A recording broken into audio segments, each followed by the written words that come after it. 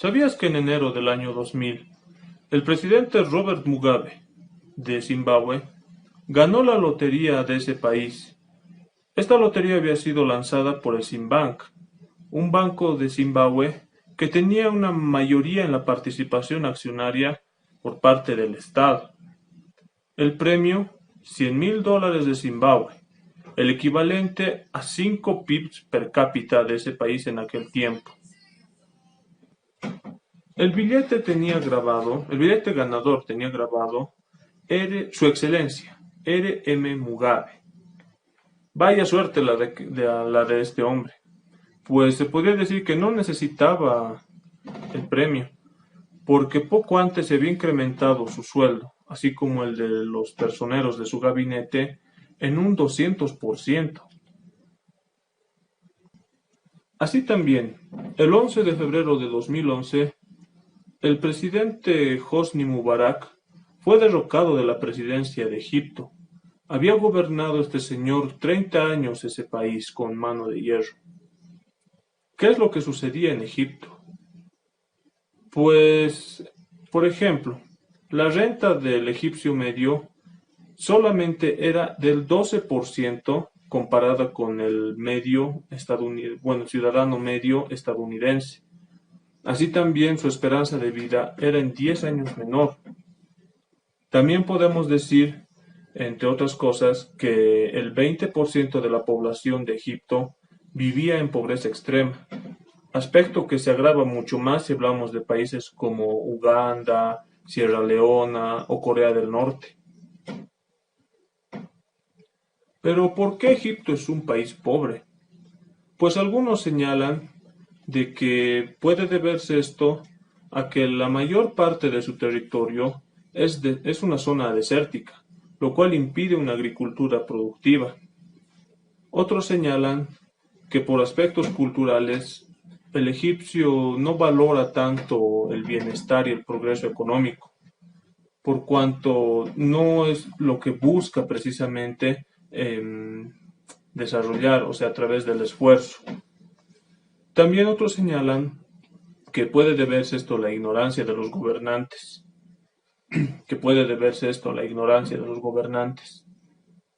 porque suponen que los políticos han tomado malas decisiones en el pasado y que con un buen asesoramiento pueden lograr que la situación cambie de estas personas. No obstante, el libro señala de que las protestas en la plaza principal de Egipto, en el Cairo, en 2011, fueron contra el régimen y la élite que gobernó aquel país. Pues este libro, ¿Por qué fracasan los países del que vamos a hablar ahora?, considera que son las élites las culpables, las que gobiernan los países, las culpables de su subdesarrollo, de su persistencia en esta desgracia, ¿no?, que es la pobreza. Pues vamos a ver las hipótesis a continuación.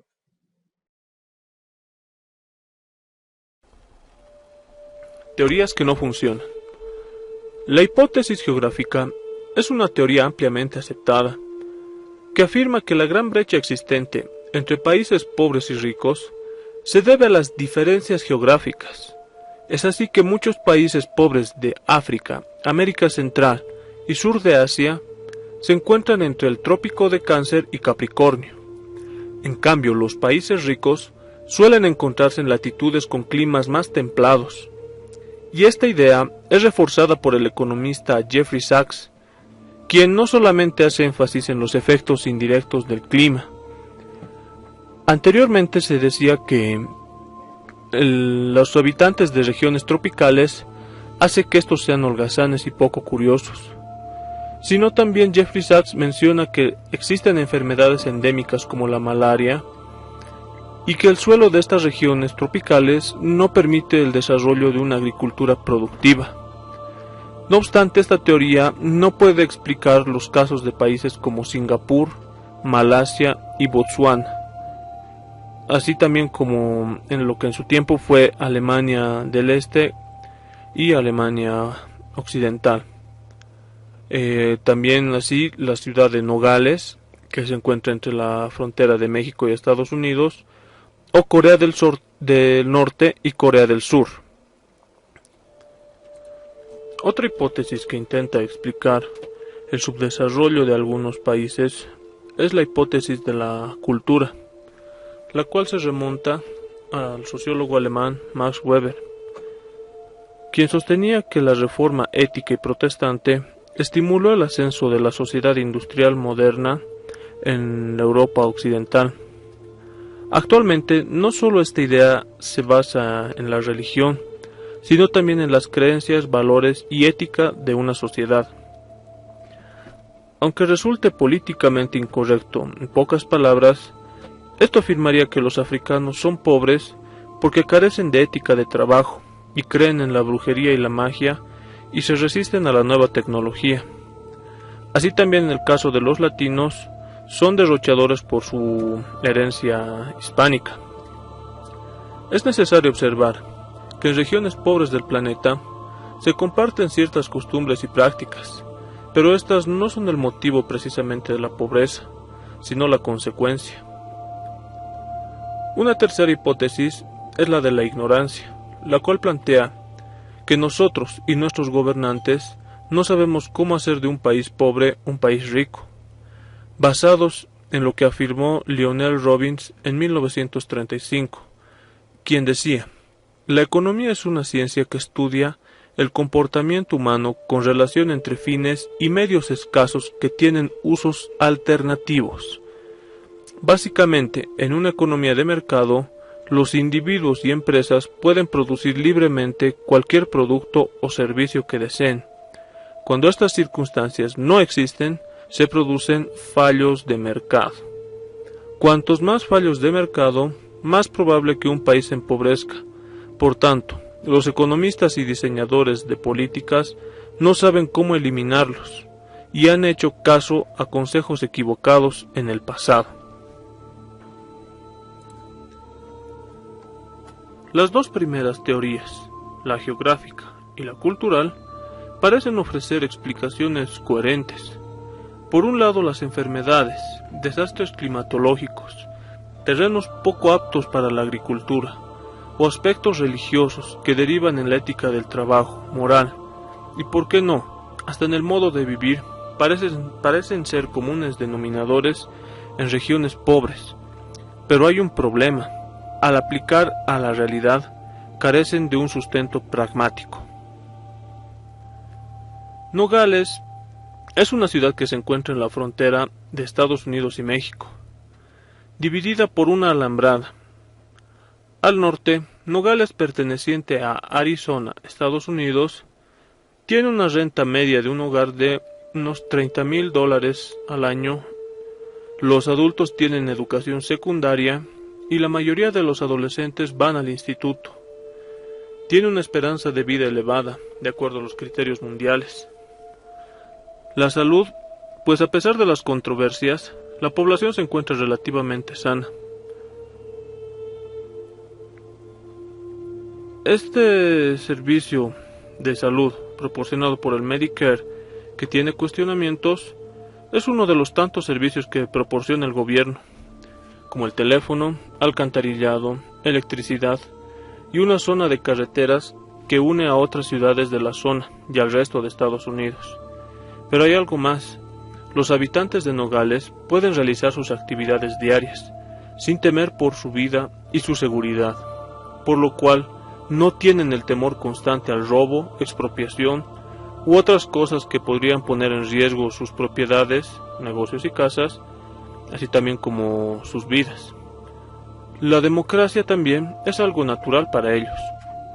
A unos metros de allí, la vida al sur es distinta. Nogales, en el estado de Sonora, México. Esta es una de las zonas más prósperas de México, a pesar de que los ingresos anuales de los hogares es solamente una tercera parte de la de sus vecinos, o sea, unos $10,000 al año. La mayor parte de los adultos no tiene educación secundaria. Pocos jóvenes van al instituto. Existe una alta mortalidad infantil. Los servicios de salud son precarios, por lo cual la población de Nogales, Sonora, no es tan longeva como sus vecinos del norte.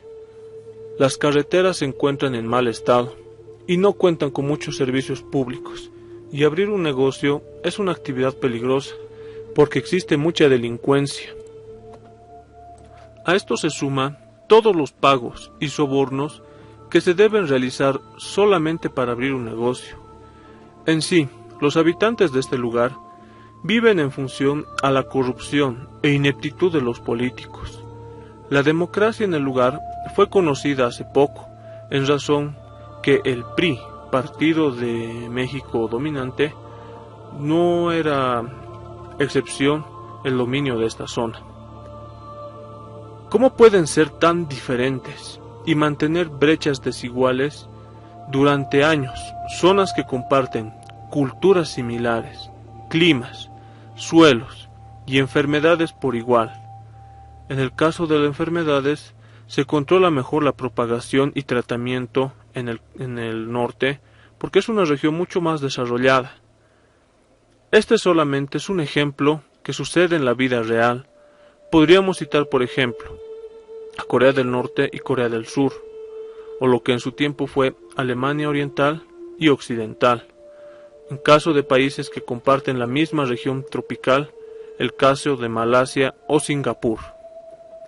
Encontré en la tercera explicación el punto en el cual el libro comienza a desarrollar su idea central, la hipótesis de la ignorancia, pero no acepta esta explicación como el causante del subdesarrollo de los países pobres, o sea que no es que los gobernantes y los pobladores de un país no sepan hacia dónde conducir sus políticas evitando los fallos de mercado, sino porque considera el autor que si los gobernantes, aunque ignorantes, si fueran bien intencionados, habrían aprendido de sus errores para subsanarlos.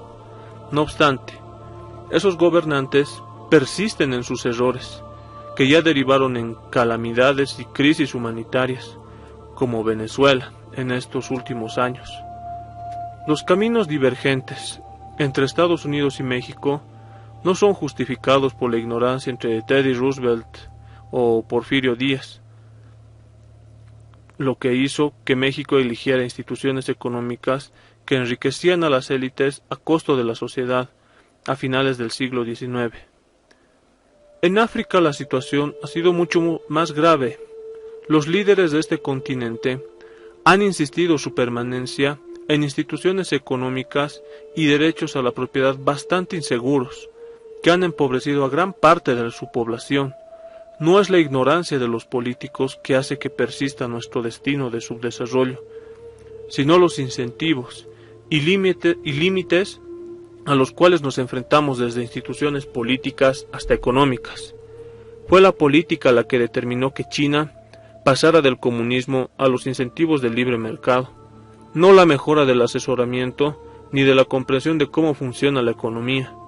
Los países pobres lo somos porque quienes tienen el poder crean instituciones que crean pobreza.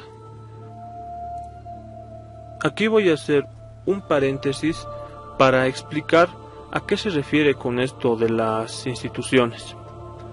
En 1994, Douglass North distingue dos tipos de instituciones que rigen las sociedades. La primera, las instituciones formales, que son la pirámide jurídica que rige la vida de una comunidad, como ser constituciones, leyes, códigos, contratos y cualquier otro instrumento jurídico que exista. Y las instituciones informales, que son las interpretaciones, extensiones, modificaciones de las reglas formales, así como normas de comportamiento social reconocidas, que son premiadas o sancionadas, códigos de conducta y convenciones que provienen de costumbres y tradiciones, en general lo que se conoce como cultura. Volviendo al libro, a mi modo de entender, el autor claramente ha considerado que son las instituciones informales, como por ejemplo el secuestro de la democracia, que modificaron las instituciones formales, las que generaron lo que llama instituciones extractivas, que son el conjunto de incentivos y comportamientos económicos propios de un país subdesarrollado. que van desde la inestabilidad política, como guerrillas, dictaduras, golpes de Estado, etc.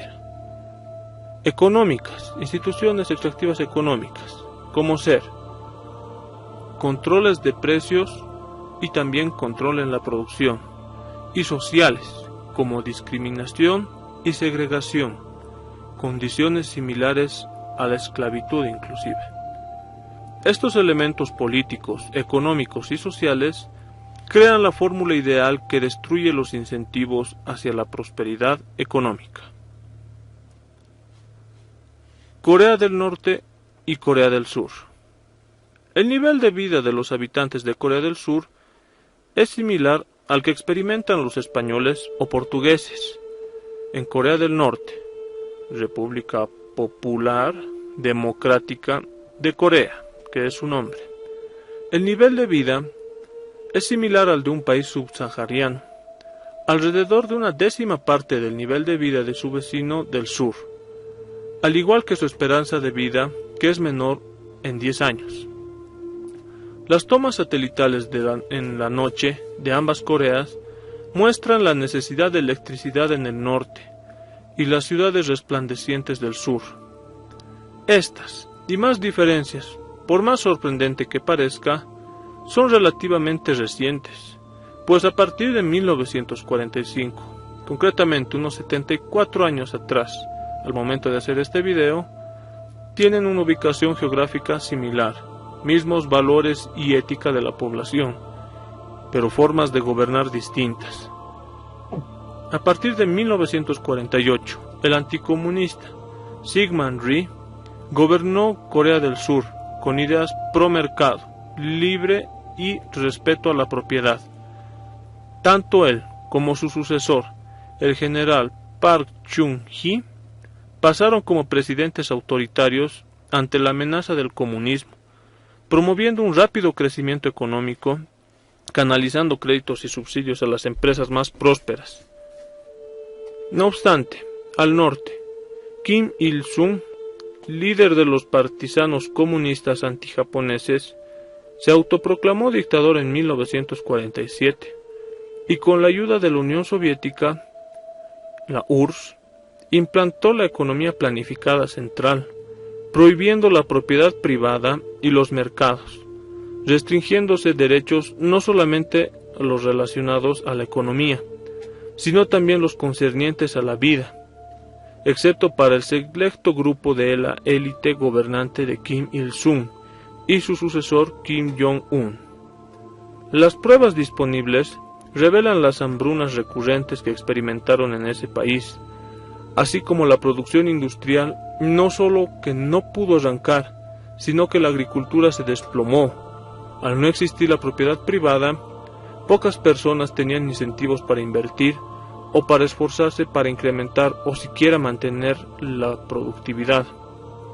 En el sur, en cambio, se incentivó el comercio y la inversión. Los políticos invirtieron en educación, logrando índices altos de alfabetización y escolarización.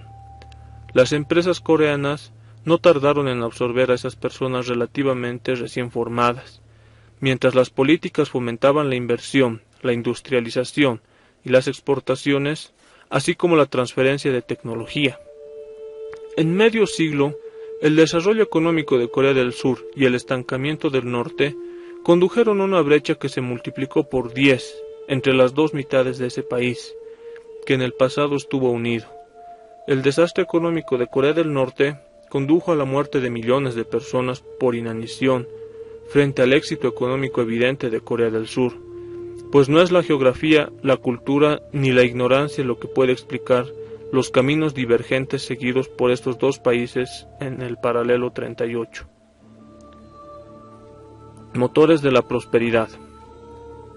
Instituciones económicas inclusivas crean mercados inclusivos, no solamente para que se pueda acceder a una profesión de acuerdo a las capacidades y preferencias, así como los emprendedores que tienen buenas ideas que poco a poco pueden ser sustituidas por las más eficientes, bajo igualdad de oportunidades para hacerlo.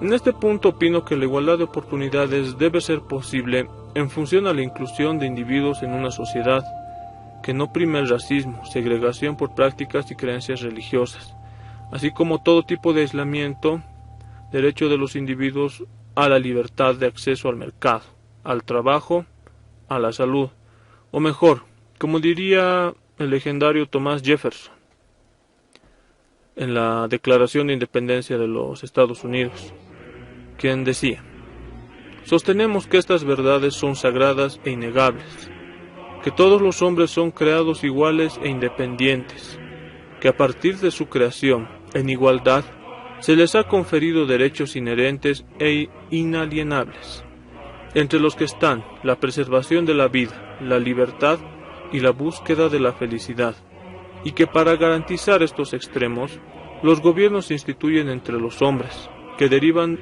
sus justos poderes del consentimiento de los gobernados, que siempre que cualquier forma de gobierno pasa a ser destructiva de estos fines, es derecho del pueblo alterarla o abolirla, e instituir un nuevo gobierno que se funde en dichos principios y organice sus poderes en tal forma que a su juicio ofrecerá las mayores probabilidades de alcanzar su seguridad y felicidad. O sea, con esto estamos diciendo que se deben ofrecer y garantizar el Estado las condiciones para que los hombres puedan lograr preservar su vida, la libertad y la felicidad en último término.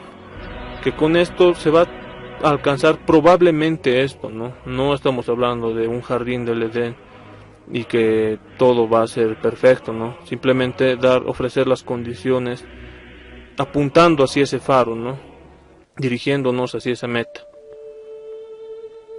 Volviendo al libro, las instituciones económicas inclusivas también allanan el camino para otros motores de la prosperidad, la tecnología y la educación. El desarrollo económico sostenido va acompañado de mejoras tecnológicas que permiten que las personas, mano de obra, las tierras y el capital, o sea que son los edificios, la maquinaria, pasen a ser más productivos. Pensemos en este momento en nuestros bisabuelos o tatarabuelos y la esperanza de vida que tenían, acceso a la tecnología e información, bienes como automóviles, aviones, servicios de entretenimiento, atención sanitaria y todo el nivel de vida actual que poseemos, que unos con un poco más de acceso, otros menos, pero la ciencia y su aplicación en negocios rentables junto a la propiedad privada han hecho posible el surgimiento de todo tipo de emprendimientos. La innovación es posible con instituciones económicas que fomentan la propiedad privada, que hacen cumplir los contratos, crean escenarios de igualdad de condiciones y fomentan y permiten la creación de nuevas empresas, que pueden dar vida a nuevas tecnologías, como en el caso de Samsung o Hyundai. El bajo nivel educativo de los países pobres se debe a las instituciones económicas que no logran crear incentivos para que los padres eduquen a sus hijos, y a las instituciones políticas que no inducen al gobierno a construir, financiar y dar apoyo a las escuelas y a los deseos de los padres y sus hijos. El tema central del libro es explicar por qué tantas instituciones económicas no cumplen con objetivos tan sencillos como aprovechar la capacidad de las instituciones económicas, como el potencial de los mercados inclusivos, fomentar la innovación tecnológica, invertir en personas y movilizar el talento y habilidades de las personas, características esenciales para lograr el desarrollo económico.